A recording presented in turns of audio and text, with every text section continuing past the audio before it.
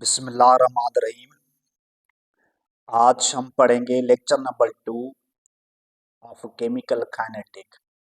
अच्छा, chemical kinetics में हम देखेंगे टाइप्स ऑफ रेट। अगर देखा जाए कि जो रेट जो केमिकल काइनेटिक्स में होता है उसके दो टाइप्स होते हैं। एक हमारे पास होता है instantaneous rate and second one we have the average rate. अच्छा, इंस्टेंटेनियस रेट को अगर हम समझें तो ये रेट है क्या, इसको हम कैसे आइडेंटिफाई करेंगे इंस्टेंटेनियस रेट को फ्रॉम द एवरेज रेट से। देखिए, ये जो इंस्टेंटेनियस वर्ड लिखा हुआ है इसमें से ANEOUS एनियस, अगर इसको हम हटा दें, काट दें, तो ये बन जाएगा इंस्टेंट, और यहाँ पे हमने इसके साथ जोड़ दिया रेट। तो इसका मतलब ये हुआ कि ये वो रेट का टाइप है जिसमें ये पता चलता है कि जो रेट ऑफ जो रिएक्शन है वो आप एक फौरन फौरन एक पर्टिकुलर टाइम पे आप डिटरमिन अगर आप करना चाहते हैं तो उसको हम कहते हैं इंस्टेंटेनियस रेट। फॉर एग्जांपल, अगर कोई रिएक्शन 1 सेकंड से लेकर 30 सेकंड्स के दरमियान हो रहा है, उसमें से कोई एक पर्टिकुलर टाइम जो है ना आप वो सिलेक्ट करें, जैसे 10 सेकंड, 15 सेकंड या आर 18 सेकंड।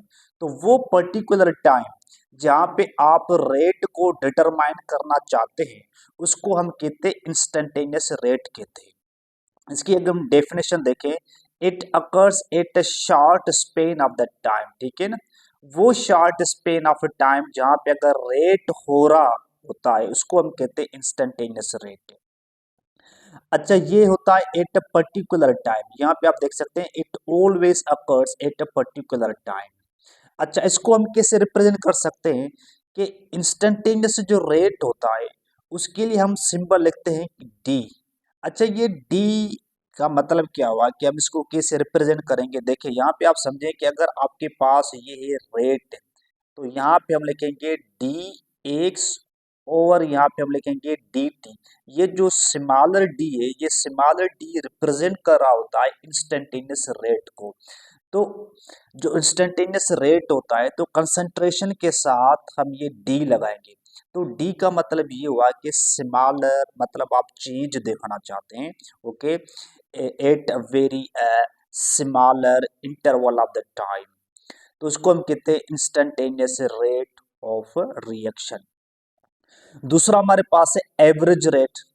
अच्छा, एवरेज रेट, देखिए यहाँ पे आपके पास एक वर्ड है एवरेज और दूसरा आपके पास रेट है।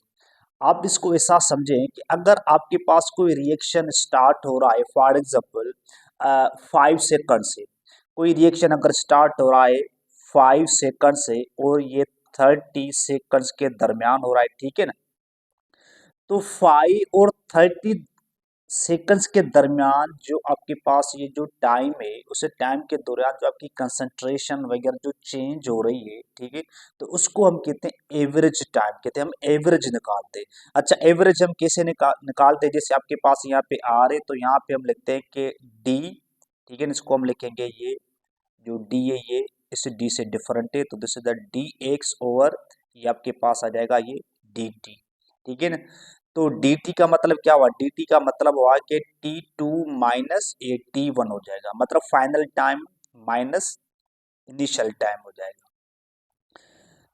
अच्छा, एवरेज टाइम, एवरेज जो रेट होता है, it always occurs at a larger time, it takes we can say the large span of the time, उसको हम कहते हैं एवरेज रेट कहते हैं। अच्छा, ये मल्टी स्टेप जो हमारे पास जो रिएक्शन वगैरह होते हैं ये उनके लिए होता है एवरेज रेट जो होता है, फॉर द मल्टी स्टेप्स के लिए होता है, जो वो रिएक्शन जो मल्टी स्टेप में, मतलब अगर वो कंप्लीट होते हैं तो उनके लिए हम एवरेज रेट लिखते हैं।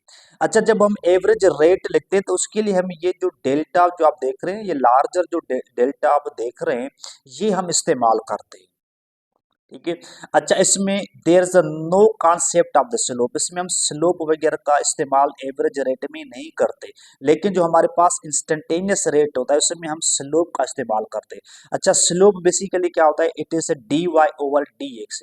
डी वाई का मतलब क्या हुआ कि डी वाई का मतलब है कि Y two minus Y one divided by X two minus X one होता है, ठीक है ना।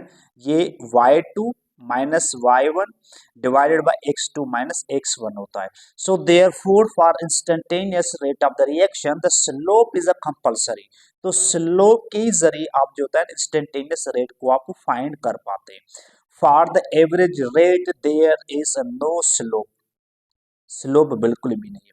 अब हम देखते हैं कि अगर आपके पास कोई भी केमिकल रिएक्शन है, उस केमिकल रिएक्शन के लिए instantaneous rate of the reaction और एवरेज जो रेट है वो कैसे आप अप्लाई कर सकते हैं।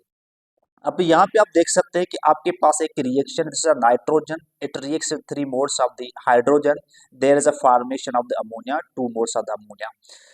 जब हम इंस्टेंटेनियस रेट ऑफ रिएक्शन लिखेंगे तो यहाँ पे आप देख सकते हैं कि यहाँ पे मैंने लिखा है smaller D, okay, minus D change concentration of the nitrogen divide by smaller interval of the time, ठीक है। ये आपके पास ये मैंने टी लिखा है।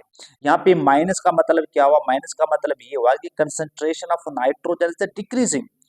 अच्छा, ये बराबर होता है -1/3। अच्छा, ये जो कोफिशिएंट होते हैं इस कोफिशिएंट को हम क्या लिखते हैं, यहाँ पे अपान में करके लिखते हैं। तो this is the smaller D concentration of the hydrogen divide by D T. ये बराबर होता है किसके, यहाँ पे मैंने लगा दिया प्लस, प्लस क्यों, because there is a formation of the ammonia. जब अमोनिया की फॉर्मेशन हो रही है कि there is a rise in the concentration of the ammonia, तो उसके लिए हम जो रेट ऑफ रिएक्शन लिखते हैं वो हम लिखते हैं प्लस ये 1/2। देखिए यहाँ पे जो अमोनिया के जो कोफिशिएंट है 2 ये डिवाइड में चले जाएंगे, ठीक है। तो D concentration of ammonia divided by D T हो जाएगा। अगर ये सेम रिएक्शन, अगर से सेम रिएक्शन का अगर हम एवरेज रेट अगर निकालना चाहे तो इसको इस तरह से लिखेंगे। देखिए, equation is the same but there's only a difference of this large delta. ये जो डेल्टा होता है ये आप लगाएंगे। तो लार्जर डेल्टा, डेल्टा का मतलब ये हुआ है कि आप जो ये रेट ऑफ रिएक्शन जो आप ये फाइंड कर रहे हैं for the large span of the time, इसमें कोई स्मॉलर टाइम नहीं है, इसमें इनिशियल से लेकर फाइनल तक, इनिशियल से लेकर फाइनल तक जो एवरेज होता है आप वो निकालते हैं। यहाँ पे आप देख सकते हैं कि minus this is the delta concentration of nitrogen divided by delta T is equal to -1/3। This is delta concentration of hydrogen divided by T is equal to plus. Why this the plus again, because the we can say the concentration of ammonia is increasing, this is a plus 1/2। y 1/2, यहाँ पे देखें ये जो 2 है ये 2 क्या बन जाएंगे, ये बन जाएंगे डिवाइड में, ठीक है ना। ये जो कोफिशिएंट है इसको हम यहाँ पे डिवाइड में लिखेंगे। This is a delta concentration of ammonia divide by the delta T. अब इसको समझते हैं with the help of the problem. अब आप देखिए आपके पास एक कंसंट्रेशन है, फॉर एग्जाम्पल ये कंसंट्रेशन है 0 से लेकर 20 इस मोलर, आपके पास है टाइम 0 से लेकर ये 21 सेकंड है। एवरेज जो रेट होता है हमारे पास क्या होता है कि वो delta x divide by delta T होता है। तो यहाँ पे डेल्टा एक्स का मतलब क्या है, डेल्टा एक्स का इसका मतलब है कि एक्स टू माइनस क्या हो जाएगा आपके पास, ये एक्स वन हो जाएगा। और डेल्टा टी का मतलब क्या है कि T two minus T one. अच्छा, एक्स टू आपके पास क्या है, देखें यहाँ पे सिर्फ हम इसकी देखें, इसका जो है यहाँ से 0 से लेकर 10 और 0 से लेकर 12 ये जो हमारे पास है टाइम है, ये टाइम सेकंड में कंसंट्रेशन के लिए हमने लिखा है ये मोलरिटी। तो यहाँ पे एक्स टू आपके पास क्या है 10, आपके पास एक्स वन क्या है 0 डिवाइडेड बाय टी टू आपके पास क्या है 12 और आपके पास है टी वन आपके पास क्या है, यहाँ पे देखें आपके पास है ये 0। तो इसको जब हम डिवाइड करेंगे तो हमारे पास आंसर क्या आ जाएगा 0.83 मोलरिटी पर सेकंड आ जाएगा। तो this is average rate. Average rate और इंस्टेंटेनियस रेट में बहुत बड़ा फर्क होता है। एवरेज रेट के लिए देखें आपको स्लोप की जरूरत नहीं पड़ती, इंस्टेंटेनियस रेट के लिए हमें स्लोप की जो है ना वो हमें जरूरत पड़ती है। तो स्लोप बराबर होता है dy ओवर dx के बराबर होता है, ठीक है। अच्छा, ये इंस्टेंटेनियस रेट जो होता है ये बेसिकली एक खास स्पेसिफिक टाइम, एक खास पर्टिकुलर टाइम पे, ठीक है ना, ये डिटरमाइन किया जाता है। और एवरेज रेट जो होता है वो एक खास पर्टिकुलर टाइम पे नहीं होता, मतलब इनिशियल से लेकर ये फाइनल तक जो होता है हम इसका एवरेज निकालते हैं रेट का, ठीक है ना। जो रेट ऑफ रिएक्शन होता है उसका हम एवरेज निकालते हैं, तो इसलिए हम इसको कहते हैं average rate of the reaction निकालते हैं। तो हम यहाँ पे देखते हैं कि डिफरेंस इन कंसंट्रेशन कितना आ रहा है और डिफरेंस इन द टाइम जो होता है वो कितना आ रहा है, ठीक है ना। अगर वो ह्यूज डिफरेंस है तो उसके लिए हम average rate of the reaction लिखते हैं। यहाँ पे हमने लिखा है कि जो एवरेज रेट है उसके लिए जब हम कंसंट्रेशन ओवर टाइम लिखेंगे तो उसके लिए यहाँ पे हम ये सिंबल का इस्तेमाल हम करते हैं, क्योंकि ये सिंबल हमें ये बता रही होती है कि आपके पास जो डिफरेंस है बेसिकली वो ह्यूज है, वो स्मॉलर नहीं है और उसमें कोई स्लोप नहीं होता। तो इंशाल्लाह ताला हम अगले लेक्चर में हम डिस्कस करेंगे zero order of reaction, first order of reaction.